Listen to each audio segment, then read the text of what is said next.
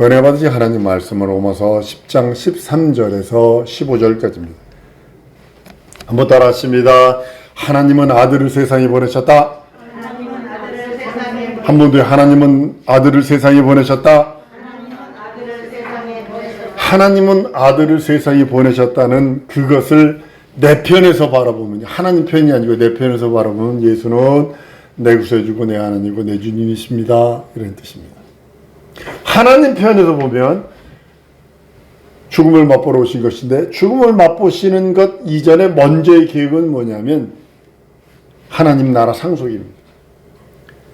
그 길에 죽음을 맛보시는 것이요, 오신 길에 하나님의 나라를 지키고 아들이 올 때까지 보존하여 지키라고 있었던 그 천사무리가, 타락한 그 천사무리를 범죄했기 때문에 음부에다 가둬버립니다. 오신 길에 마귀, 그 마귀라고 하는 세상임금이라고 하는 어둠의 권세자라고 하는 그 저주받은 사단의 세력, 마귀 그 세력을 멸하시고 심판하시고, 그리고 인류에게 선물로 은혜와 은총을 주시는 것입니다. 그래서 내 편에서 바라보면 예수는 내 구세주, 내 하나님, 내 주님이세요. 근데 하나님의 눈높이로 바라보면 구원은 선물이지 목적이 아니에요. 예수가 이 땅에 온 목적이 아니라, 한번 따르면 구원은 하나님의 선물이다. 받으면 내 것이지만 거부하면 내 것 아니에요. 가끔가다 길거리 가다 보면 이렇게 전도지 같은 거 이런 거 나눠주잖아요, 그죠? 받으면 내 거지만 받지 않으면 내 거 아니에요, 그죠?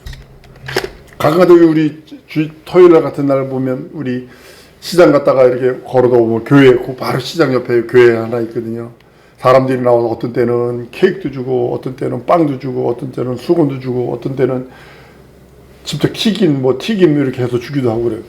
그럼 예수 믿는다고 다른 사람 주라고 그런다고.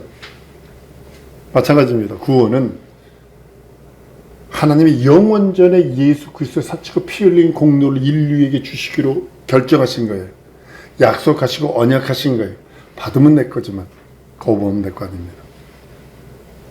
그래서 그 받은 다음에, 한번 더 받은 다음에는, 다시 한번 구원받은 다음에는 지켜야 한다. 유지해야 합니다. 이게 어려운 거예요. 이게 어려운 거예요. 마귀가 끝없이 그냥 막 불 켜지고 불을 끄려고 그러고. 그래서 믿음은 들음에서 나는 거예요. 여러분의 믿음은 어디서 나냐면요, 들음에서 납니다. 그러니까 예수가 내 구세주, 내 하나님인 것을 믿어지는 것, 무엇으로? 들으면서 나는 거예요. 그리고 알아지는 거예요. 성경은 양에 대한 비유를 아주 깊이 얘기하고 있습니다. 양을 번제 잡아서 번제로 드리고 양의 피 흘리고 막 이제 그런 얘기도 구체적으로 나옵니다. 왜냐하면 양은 눈이 나빠요. 아주 요즘 개량한 양들은요, 눈이 좋아요. 요즘 개량한 양들은 눈이 좋아요. 근데 예전에 있던 양들은 눈이 나빠요. 보편적으로 눈이 나빠요. 주인하고 다른 사람 옷을 해놓으면요, 똑같이 해놓으면 분별을 못합니다. 근데 양은요, 귀가 어마하게 발달했습니다. 양이 태어날 적에 그 양을 평생 책임질 목자가 들어가서 양을 봐서 말하잖아요. 양에게 말하면 그것이 어린 양한테 각인이 돼버려요. 그리고 다른 목자한테 가지 않습니다. 그 주의 목자가 그 양을 칼로 잡을지라도 소리를 지르질 않아요. 이게 양이에요. 믿음은 들음에서 나는 거예요. 귀, 듣는 거예요. 말씀을 들어야 돼요. 내가 여러분 어르신들한테 읽을 수 없걸랑 듣기라도 하세요, 그런 이유가 바로 거기 있는 거예요. 읽으면 좋죠. 눈으로도 읽고 귀로도 듣고 그러면 좋죠. 그래서 믿음은 무엇으로? 눈으로 보는 것으로 하는 것이 아니라 귀로 듣는 겁니다. 말씀을 귀로 듣는 겁니다. 여러분 왜 사기당해요? 귀로 자꾸 듣고, 한번 거짓말인데 듣고 또 듣고 진짜처럼 되니까 일하는데 왜 빠져요? 물론 그 뒤에 미혹의 영과 귀신들이 있어요. 귀신의 영이 있어요. 거짓 것을 믿게 하는 귀신의 영들이 있어요. 그러니까 그거 따라가지만 듣고 또 듣고 그거 된다고요. 시장에서 사람들이 왜 소리칠까요? 여러분들 시장에서요, 같은 생선집이라도 가만히 있는 생선집보다 소리 지르는 생선집이 더 잘 팔립니다. 왜 그럴까요? 귀를 잡아라 해요. 사람은 못 팔려면 귀를 잡아라 해요. 그리고 그 다음에 눈으로 보는 겁니다.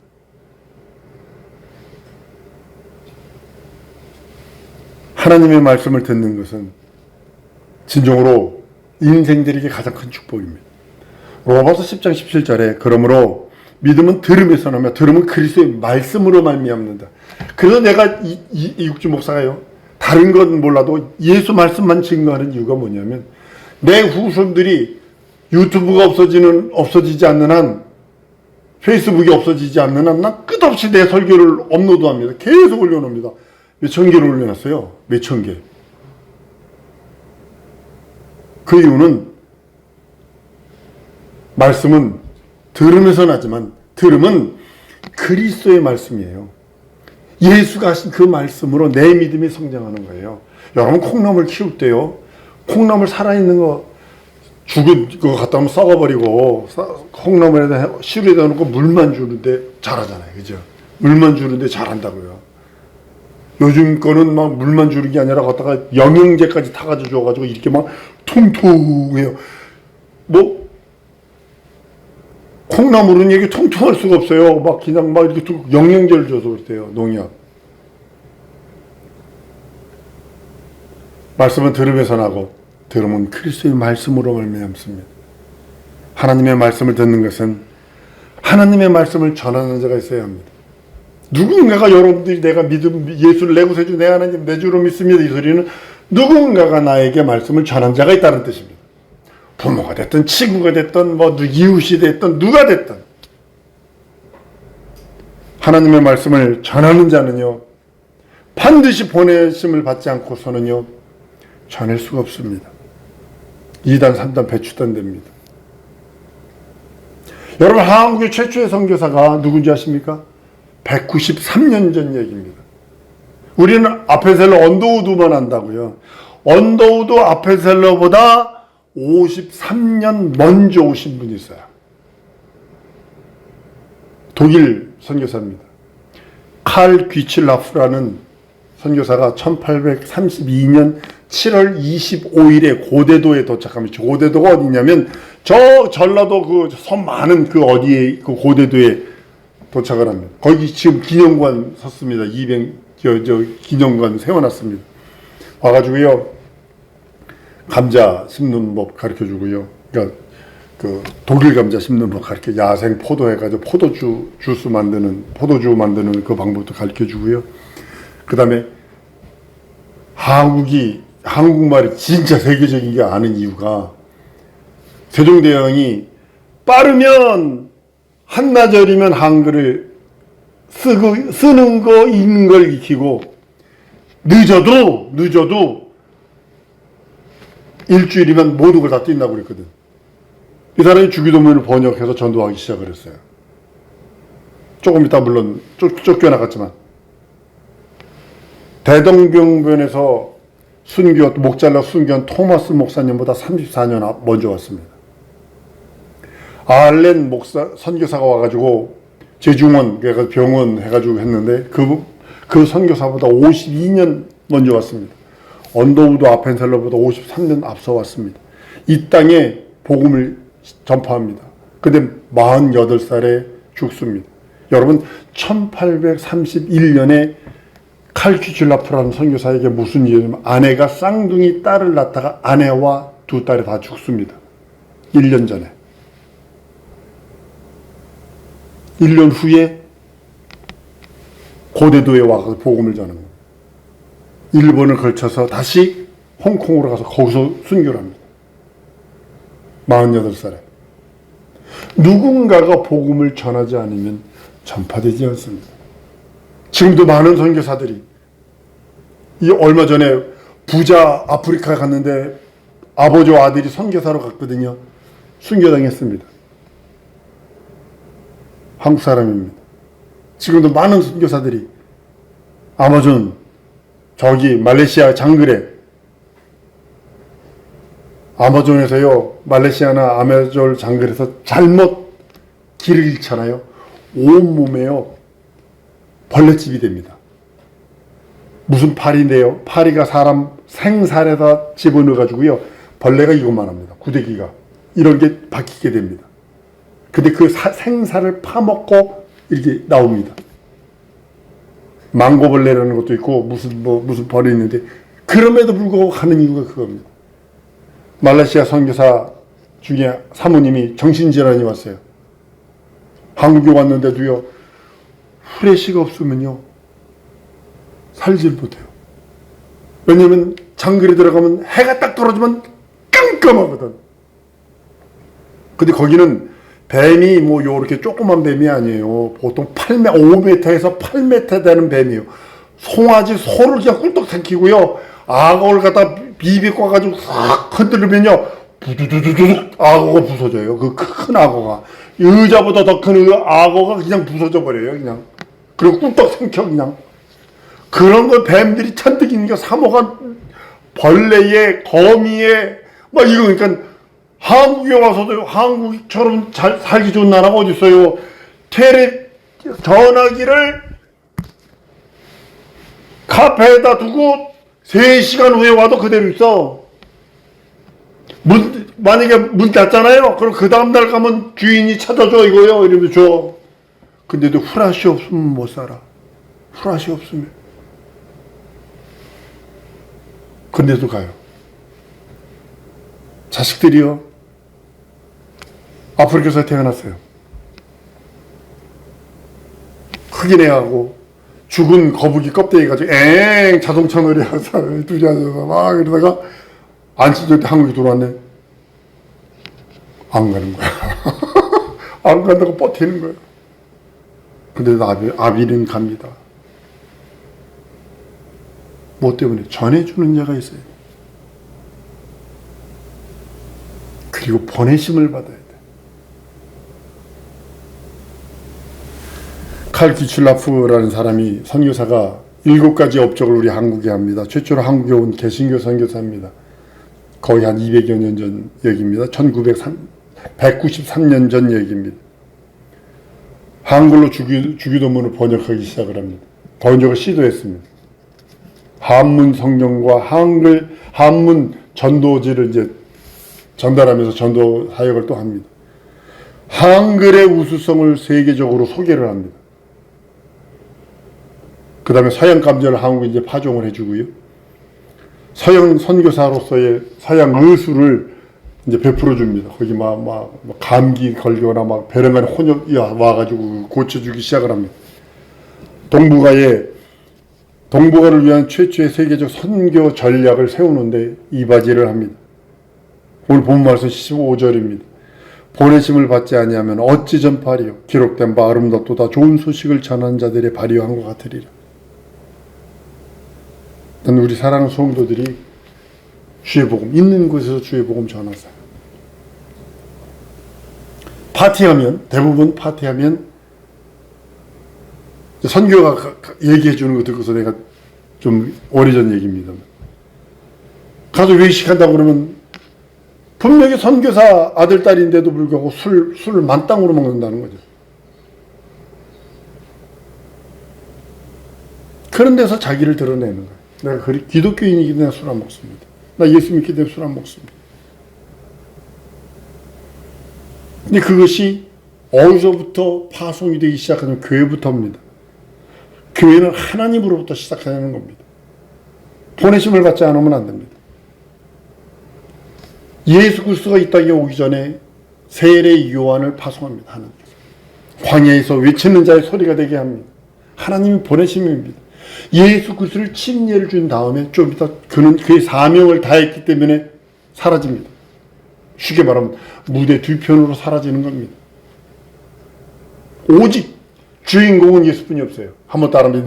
내 인생의 주인공은 예수님뿐이 없다. 이렇게 돼야 됩니다.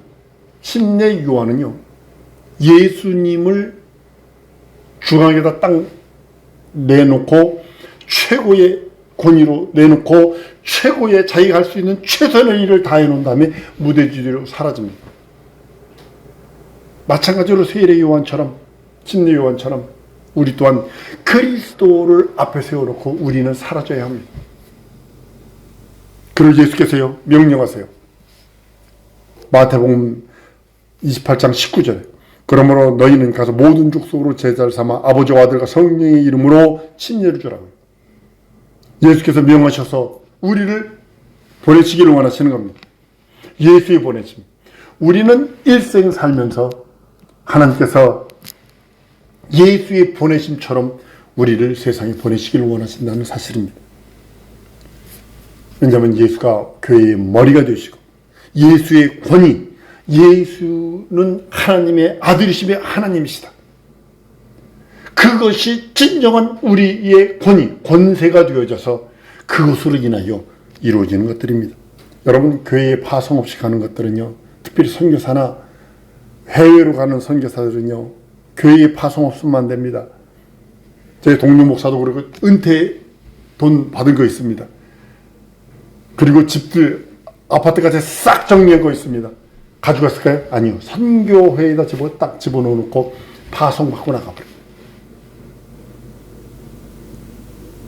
교회에 파송 없으면 선교사는 기도로 사는 자입니다. 물길도 있어야 하지만 기도로 사는 자입니다. 제가 경험해서 알아요. 기도 없으면 아무것도 아닙니다.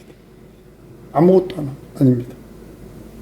보내심을 받지 않고 가는 것은요, 공적인 것이 아니기 때문에 예수와 상관없습니다. 예수와 상관없는 그것은요, 여러분들, 보내심을 받지 않았기 때문에 자기는 열심히, 자기 열심으로 한 거지 하나님이 보내신 보내심은 아니거든요. 한번 더 알아봅시다. 예수의 보내심을 받자.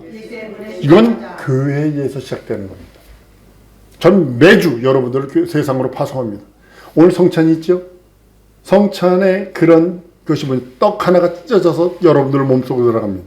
물론 지금 우리도 떡을 조그맣게 한 거 합니다만, 그렇지만 몸속에 들어간 그 떡이 다시 모이는 겁니다. 세상에 가서 세상으로 파송됐다.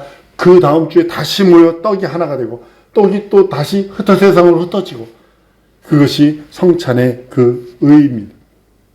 저는 선교사로 있으면서 왜 선교사가 술, 담배를 하지? 선교사래요. 자동차 고쳐주면서 선교사래요. 농기구 고쳐주면서 선교사래요. 그런 사람도 봤습니다. 고의로 예수를 증거하든 타의로 예수를 전파하든 전파되는 건 예수 그리스도입니다. 그러나 나중에 예수님은 그러실 겁니다. 난 너 도무지 모른다. 파송받고 하는 겁니다. 교회의 파송, 말씀 듣고 말씀에 순종하는 것입니다. 우리는 교회로부터, 그리스도인들은요, 교회로부터 명령받은 겁니다. 그 명령은 땅끝까지 이르러 내 증인되라 하신 말씀입니다. 우리 매일같이요 모이면 기도해야 합니다. 저는 알라스카에서 목회를 하면서 인간 말종의 군상들을 봤습니다. 지들끼리 모여서 한 교회 내에 그냥 막 최소 네 그룹이 있습니다. 지들끼리 그룹. 알라스카는 추우니까요, 체육관이 이거 한 3배 되는 체육관이, 큰 3-4배 되는 체육관이 있습니다. 그 교회. 그러면 주일 예배를 드리고 나면 체육관을 열어서 탁구를 할 수 있어요. 그러니까 우리 축도하기 직전에 와가지고 앉아있다가 탁구하고, 식당이 모여서, 주방이 모여서 지들끼리 낄낄거리고 중상모략하고 비방하고 니파 내파 이야기하고 모여서 기도하려 하지 않습니다. 요즘 기도 모임 자체가 없어졌습니다.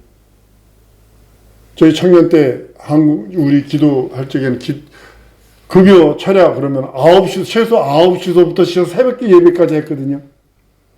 저 신학교 다닐 적에 철야 예배 그러면 저녁 먹고 기도는 올라가서 그 다음 새벽 기도 끝나야 새벽 기도 끝나고 내려오는 것이 철야거든요. 지금은 철야 기도 그냥 그 기도회죠. 한두 시간 그것도 안 하려고 모일라 하지 않습니다. 매일 모이면 기도해야 되는데 기도하려 하지 않습니다. 흩어지면 전도해야 되는데 전도하려도 하지 않습니다. 이 말씀 준비하면서 이런 말씀이 생각이 들었습니다. 하나님께서 나를 어머니 태에서 한번 선택하셔서 이 세상에 보내셨다. 아빠 씨는 한 2, 3억, 5억에서 2, 3억, 최소 3억에서 5억이라거든요. 근데 어머니 씨는 하나거든요.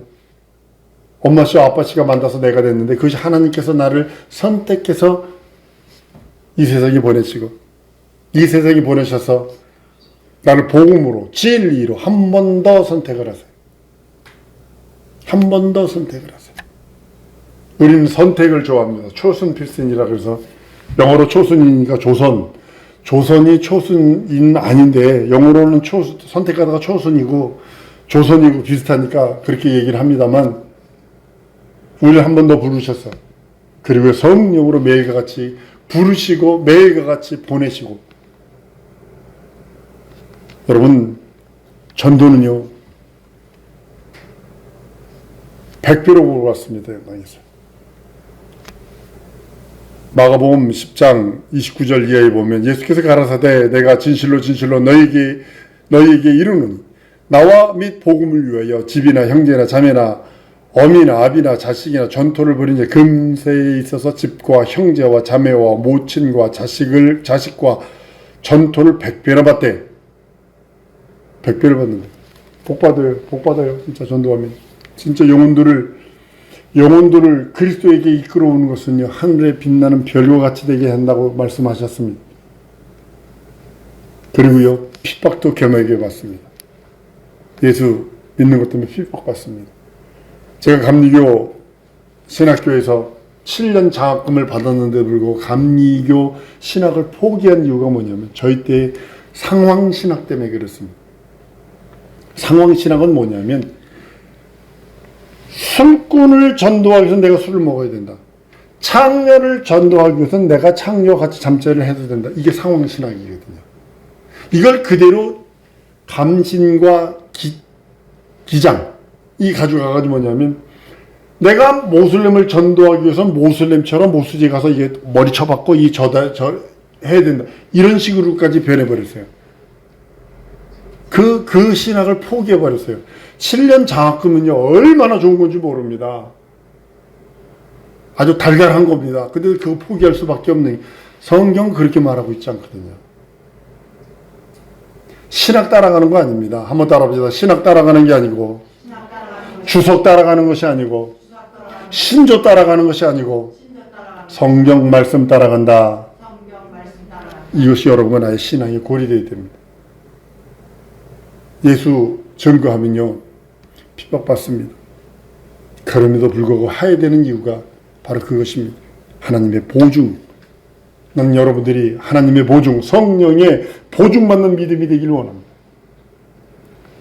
이 목사가 아무개가 나의 믿음을, 나 신앙 좋은 곳을 보증해. 이것이 아니라 하나님의 보증, 성령님의 보증.